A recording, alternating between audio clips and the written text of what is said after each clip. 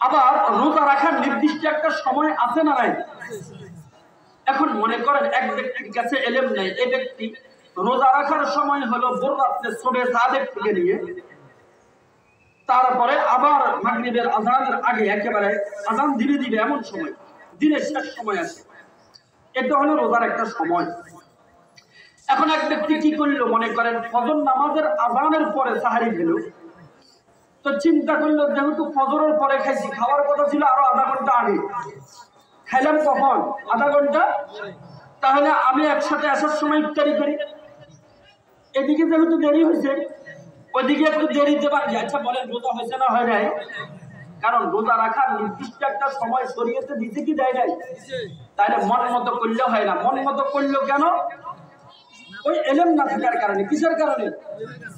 এখন এমন রোজা 60 বছর রাখলেও আমাদের রমজানের শরীয়তের নিয়ম অনুযায়ী একটা রাখলে যে সওয়াব, এই ব্যক্তি এলেম না থাকার অপরাধে ভুল রাখার কারণে 60 বছর আরো বেশি রাখলেও কি আমাদের একটা সমান হবে? কারণ কি, আমারটা হলো তরিকা মতো, আমাদেরটা হলো এলেমের সাথে তরিকা মতো। কিসের সাথে? এলেমের সাথে জানিয়া হলো। এই জন্য এলেমের গুরুত্ব সময় মতো জায়গা মতো বিশেষ বিশেষ মুহূর্তে রাসূলুল্লাহ সাল্লাল্লাহু আলাইহি ওয়াসাল্লাম আমলের থেকেও এলেমের গুরুত্ব বেশি দিয়েছে। আমলের জন্য এলেম এটা ফাউন্ডেশন, বুনিয়াদ। বলতেছিলাম এলেম শিখা, এলেম অত্যন্ত গুরুত্বপূর্ণ বিষয়। আবার এলেম আছে তবে আমলের মধ্যে সহি নিয়ত নাই। কি নাই? তাহলে আমল সুন্দর হবে, তবে আমলের যে সওয়াব পাওয়ার কথা, একবার সুবহানাল্লাহ বললে তামলা আল মিজান, মিজানের পাল্লা আল্লাহ ভরে দিবেন নেকি দ্বারা।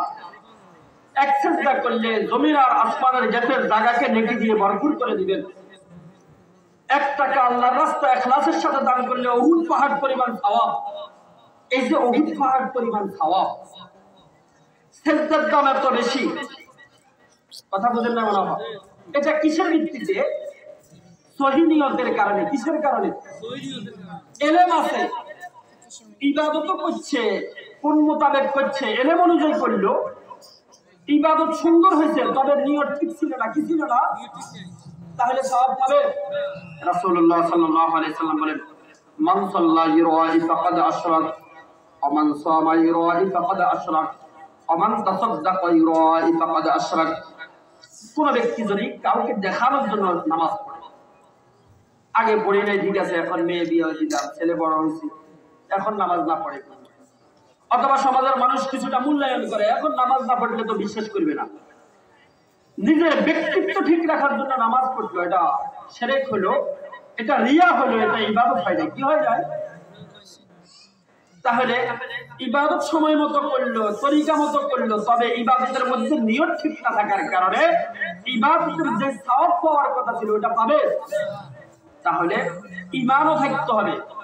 ঈমান হইতে হবে কিসের সাথে? কিসের সাথে? শিরক মুক্ত। ঈমান হইতে হবে কি মুক্ত? আবার ঈমানের পরে আমল। আবার আমল করার জন্য দুটা শর্ত। কয়টা শর্ত?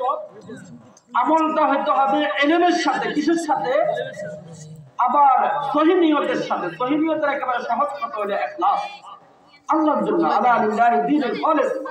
আমার নামাজ, আমার রোজা, আমার হজ, যাকাত, কুরবানি সবগুলা কার জন্য? আল্লাহ।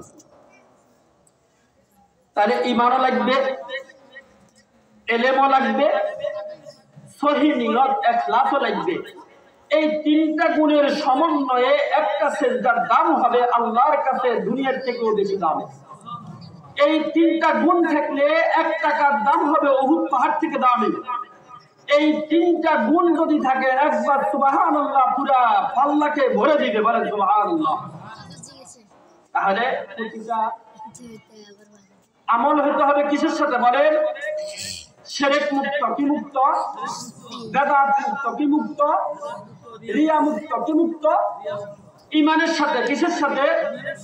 কিসের সাথে? ইলমের সাথে। কিসের সাথে? সহি নিয়তের সাথে। কিসের সাথে?